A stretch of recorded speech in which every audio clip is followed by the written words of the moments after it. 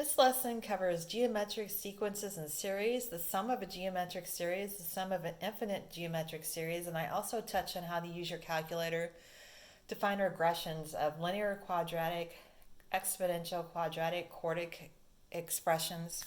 It's fun. We'll do it. All right, so starting here, number one. It says the first three terms of a geometric sequence are as follows: 2, 10, negative 50. And they want us to find the next terms of it. So it's a pattern, and on that pattern you can see that it's increasing every time by a multiple of negative 5. And how you find that ratio of what increases at each time is you compare the second term to the first term or the previous term. So 10 divided by negative 2, which gives you negative 5, or you could have done negative 50 divided by 10, which is also negative 5. So each and every time it's multiplied by negative 5. So negative 50 times negative 5, and then 250 times negative 5 takes it to negative 1,250. And I highlighted for you the formulas you're going to need. Write them down. For a geometric sequence, the formula, the explicit one, is a of n equals a of 1 times r to the n minus 1. Again, a of 1 is the first term in the sequence, which here would be a negative 2. R is the common ratio, which we found down here was negative 5. And n minus 1 is the number that you're trying to find, and then you subtract 1.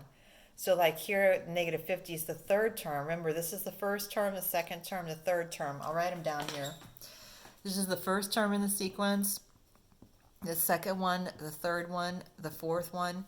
So, and this is the fifth one. So if you would have wanted to just find the fifth one in that list, a of 5, it would have been a of 1, which is negative 2, and then times the common ratio of negative 5. It's the fifth one in the list, so 5 minus 1, 4. So it's negative 5 to the fourth, and then times negative 2, which would have given you then the negative 1250. All right, so I overachieved on that one for you. Number 2. For each sequence, determine whether it appears to be arithmetic, geometric, or neither. So you got to look at the common, if they each have a common difference or a common ratio that they change by each time. This one, you add 3 each time. So it was arithmetic, the common difference is 3. On this one, each and every time, if you compare the numbers, 32 divided by 128, 8 divided by 32, and then 2 divided by 8, each and every time that's 0.25 or a fourth, so it's geometric. The last one here, it doesn't have a common difference at all. We got, 5 minus 25 is negative 20, 1 minus 5 is negative 4, and then so it's not a common difference. And then if you do 5 divided by 25, that is the same thing as 1 divided by 5, but that's not the same thing as 5 divided by 1. So it's none of them. Next one's the same question. They want to know, ignore this. This is for something that's coming up here in a little bit. So on the next one here, it says for each sequence, determine whether it appears to be geometric. If it does, find the common ratio. So the first one is not geometric. It had a common difference. 9 minus 12 was negative 3. 6 minus 9 is negative 3, and so on. So no, it's not geometric. It was arithmetic. The common difference is negative 3. On the next one, comparing the ratios, negative 6 divided by negative 3, negative 12 divided by negative 6, negative 24 divided by negative 12. All the ratios were 2, so it was geometric. Likewise, the next one, 200 divided by 400, 100 divided by 200, 50 divided by 100. Each and every time it was a half, so it was geometric. Number 4, it says find the 14th term of the following geometric sequence. So 4, 12, 36, 108. So the common ratio, 12 divided by 4, is 3. And so a of n, using that formula, a of 1 times r to the n minus 1. A of 1, the first term on the list, is 4. We want to find the 14th term in the list, so a of 14. So 4 times r. Again, the common ratio we found here was 3. And then the 14, we're trying to find the 14th term, so 14 minus 1, 13. So 4 times 3 to the 13th. And you got to use your caret key. Your caret key is above the division key, right here. So it's the, let's see, 1, 2, 3, fourth one down all the way at the end, the caret key. 3 to the 13th. Get you 6,377,292. The next one, same question. They wrote it out a little bit different, but it's the same question. Find the 10th term of the geometric sequence whose common ratio is a third and whose first term is 6. So we're trying to find a of 10. So a of 10. So a of 1, or a of n, well, a of 1 over here is 6. The first term in the list was 6, and then the common ratio was a third. And then doing n minus 1, so 10 minus 1 gives you 9. So 6. And then a third, 1 divided by 3, caret 13. And again, you hit the math, and then enter. It changes it to a fraction for you. Oh, shoot, I put the wrong number in. All right, so it was 4, and then 3 to the 13th, enter. Oh, that was the last one. I stink. Let's go on down here. So it was 6. So sorry. 6 parentheses 1 divided by 3 to the 9th. And then hit math, enter. And it makes it 2 out of 6,561. So that was this one here. 6 times a third to the 9th. Number 6, for a given geometric sequence, the 7th term, a of 7, is equal to 41 divided by 64. And the 11th term, a to the 11, a sub 11, is equal to 164. Find the value of the 15th term, a of 15. If applicable, round your answer to the as a fraction.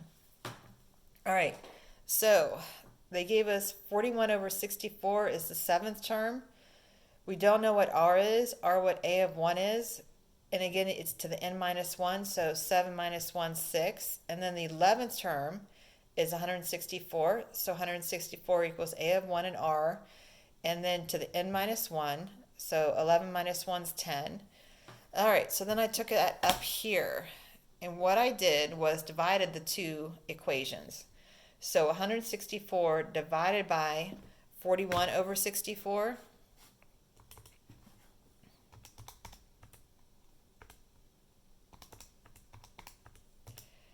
Gave me 256, and the a1 divided by a1 is 1, or you could say they cancel out, and 10 to the 4th divided by 10 to the 6th. Remember when you divide exponents, you subtract them, so it's 10 minus 6, which is 4, and then you have to do the 4th root of 256, so 256 to the 1/4, and you get the number 4. So again, to do that, 256 caret, parentheses 1/4, enter, and you get 4. Because it's to the 4th power, so that to clean it up, you have to do 1/4 to both sides. So it's 256 to the 1/4. All right, so r is equal to 4, so we need to find a still. So I put the 4 into the first equation, so it's 4 to the 10th. We need a of 1, so 164 equals a of 1 times 4 to the 10th. So I'm just going to divide by the 4 to the 10th, and I didn't bother cleaning it up. It does not make a pretty number. Leave it alone. Just leave it like that. So they'd like us to find in the problem a of 15. So a of 15 equals, the formula, remember, is a of 1 times r to the n minus 1. So a to 15, a of 1 is 164 over 4 to the 10th, and then times r to the n minus 1, and r was 4, and then 15 minus 1 is 14, so 4 to the 14th. So then you got 164, and these you can cross cancel. It's division, so 14 minus 10 is 4, because it's divided. Remember when you divide, like I was talking about up above, you subtract the exponent, so 14 minus 10 is 4. So then 164 times 4 to the 4th is 41,984. All right, so if you're challenged with what I just did there to get the a to the 15, we could put it in the calculator. So 164 divided by 4 caret 10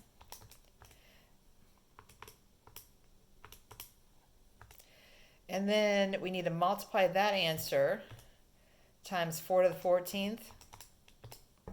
And you get the answer, 41,984. All right, so that was 6. So moving on to 7. The sequences below are either arithmetic sequences or geometric sequences. For each sequence, determine whether it's arithmetic or geometric and write the formula for the nth term, a of n, for that sequence. All right, so this one's arithmetic, 6, 9, 12. It goes up 3 each time. So it's definitely arithmetic. And remember, arithmetic, a of n is equal to a of 1 plus n minus 1 times d. A of 1 is 6. That's first term on the list, 6. Our d, the common difference, was 3. Distribute it across, so that makes 3n minus 3. Clean it up, and that's 3n plus 3. The next one, they have the common ratio. 20 divided by 5 is equal to 80 divided by 20. So r is 4, so it looks like it's probably geometric. So a of 1 is first term on the list, 5, and then r, the common ratio, was 4 to the n minus 1. So that's the explicit formula for that one. Number 8 says write a recursive formula for each sequence. So this one was going up 6 each time, so that made it arithmetic. Again, the first term for a recursive formula, you always write the first term. The first term on this one's 13. The first term on this list is 2. This one's arithmetic, so you're taking the previous term and you're adding the common difference. So each and every time on an arithmetic sequence, we talked about this in the arithmetic sequence video I made. This is always a of 1, and then you fill it in with what a of 1 is. This always says a of n, and then a of n minus 1, and then you add on the common difference. So for a geometric recursive formula, you're still doing what a of 1 is, which here was 2. You're writing what a of n is, and you write a of n minus 1, and also you always add for the n greater than or equal to 2. And then you have to fill in then what the common ratio was, which was -4 on this one. All right, number 9, it says compute each sum below. If applicable, write your answer as a fraction. All right, so to find the sum of a geometric series, I highlighted here for you. S of n is equal to a of 1 times 1 minus r to the n divided by 1 minus r. Again, a of 1, parenthesis 1 minus r to the n over 1 minus r. And n again is equal to the number of terms in the sequence. And this one, I highlighted all over the place here. They kind of messed with you. They started with 0, a 0 term, and then they did the first term, the second term, and the sixth term. So they're kind of messing with you there. It's 1/2 to the 0, then 1/2 to the first, and so on. Down here, they started with the number 1. So when you're using the formula here, here's letter A. So a of 1 was 2, the first term in the list, C1, term number 1. And over here, this is term number 7, because this is the first term, the second term, the third term. So that's really the 7th one. So we're adding up 7 times, and the common ratio here, each and every time it's going up by 1/2. It's multiplied by 1/2. So the r is 1/2. So when you do the math on it, it's 127 over 32. I'll do the math with you here. I would start inside the parentheses. So it's 1 minus, parentheses, negative 1/2. No, it's positive 1/2. 1/2. And then to the 7th. So 1 minus 1/2 to the 7th, and then times 2. And they're going to divide that by 1 minus 1/2, which is also 1/2, or 0.5. And then you can make it into a fraction. Math, enter. 127 over 32. Okay, the next one. Notice it didn't start on 0. It started with the number 1 this time. So, and then it goes up to 8. So we're adding up 8 of them. So it starts with the number -4 when j is equal to 1. When you plug a 1 into the equation here, -4 to the first is -4. And the common ratio is -4. So you end up with 52,428. Be careful. I highlighted this here too because you'll make negative mistakes right there. Let's do it together. So it's 1 minus, parentheses, -4. caret 8, and then times negative 4, and then divided by 1 minus negative 4, which is 5, and you get 52,428. So two things on this problem to be careful of. Be careful of how many numbers you're adding up, what the n is. N's not 6 because it starts at 0, and then 1, 2. So there's really 7 terms on it. Down here there are 8 because it started counting at 1. And then be careful with your negatives. It's negative 4 to the 8th, and that negative 4 is inside the parentheses and then raised to the 8th. We've talked about that in other lessons. Just got to be careful with the negatives. All right, number 10. Number 10's fun. They want us to give exact values and not approximate values. If the sum does not exist, write no sum. We're doing geometric sums of infinite numbers. They want us to add up 3 and then 3 plus times negative 4/9 and just infinitely so that it never stops. So the formula for that, and the key here is if the r is less than 1. If r is not less than 1, then it doesn't come to a sum. It doesn't come to a conclusion with what the whole thing adds up to. If you're multiplying by a small number less than 1, it's going to converge to one number because it gets smaller and smaller and smaller every time you multiply by a decimal, by a number less than 1. But if it's more than 1, like it is here on the second one, they're multiplying the common ratios 2. There's no sum because the r value is not less than 1. It's more than 1. It's 2. So on this one, doing the formula, a of 1 over 1 minus r, a of 1 is 3, and then 1 minus r, which is negative 4/9. Each and every time it's multiplied by negative 4/9. And so you get 27 over 13. So doing the math there, 3 divided by, I'm going to use parentheses, 1 minus a negative 4/9. Oh, I'll make it prettier for you. 3 divided by, parenthesis, 1 minus, parenthesis, negative 4 divided by 9. There we go. And so hit math, enter, enter. You get 27/13. All right, 11 is super fun. I'm going to show you how to do it on your calculator, a little different than what you can find other places. So it'll be fun. It says for each function, state whether it's linear, quadratic, or exponential. And I can do better than that. I can tell you exactly what it is using our calculators. All right, so the way that it'll be explained to you in class is what you do. If the x values have a constant difference, you can compare the y values. If on the first time when you find the constant difference, if it's the same number, that makes it linear. If on the second set of differences they're the same, then it's quadratic. If it's the third and up, then it's exponential. All right, so from the top here, these two were both quadratic. We'll look at those.